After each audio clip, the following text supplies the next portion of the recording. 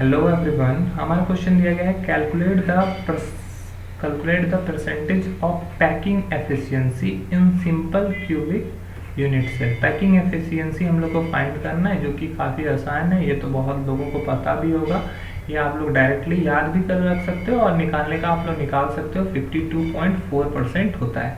देखो ये निकालेंगे कैसे, तो हम लोग को पैकिंग एफिशिएंसी निकालना है। We have to calculate packing efficiency in simple cubic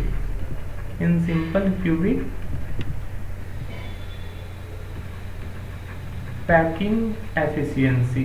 तो पैकिंग एफिशिएंसी कैसे निकालते हैं? तो पैकिंग एफिशिएंसी के लिए हम लोग को निकालना होगा volume of one atom by volume of unit cell. ठीक है, और इसको किससे मल्टीप्लाई करना होगा? 100 से। तो ये पैकिंग एफिशिएंसी निकल जाएगा। हम लोग को परसेंटेज लाने के लिए हम लोग 100 से मल्टीप्लाई कर देते हैं। वैसे volume of one atom by volume of unit cell ये मेनली करना होता है। तो वॉल्यूम ऑफ एक एटम जो होता है वो स्फेरिकल शेप का होता है। तो स्फेरिकल का वॉल्यूम क्या होगा? 4/3 पाई आर क्यूब। और वॉल्यूम ऑफ यूनिट सेल क्या होता है? यूनिट सेल कैसा होगा? वो किस शेप का होगा? वो शेप होगा क्यूब के फॉर्म का। ठीक है, तो वॉल्यूम ऑफ क्यूब हो जाएगा, है ना। ये क्या हो जाएगा? Volume of cube. तो हम लोग यहाँ पे वॉल्यूम ऑफ क्यूब भी लिख सकते हैं। तो वॉल्यूम ऑफ क्यूब क्या लिख सकते हैं हम लोग? वॉल्यूम ऑफ क्यूब लिख सकते हैं हम लोग साइड क्यूब। ओके, तो वॉल्यूम ऑफ क्यूब लिखो या साइड क्यूब लिखो।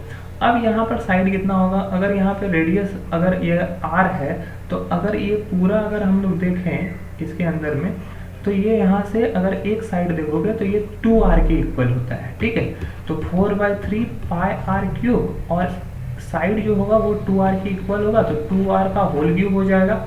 और इसको अगर हम लोग सॉल्व करेंगे तो 4/3 पाई आर क्यूब, इसको 100 से मल्टीप्लाई करना है तो वो लेके चलो, और 2r का होल क्यूब करोगे तो 8r क्यूब आ जाएगा इंटू 100। यहाँ पे आर क्यूब और आर क्यूब कैंसिल कर देते हैं 4 से, ये 4 2 8। तो ये जो वैल्यू आएगा वो हो जाएगा π/6 इंटू 100।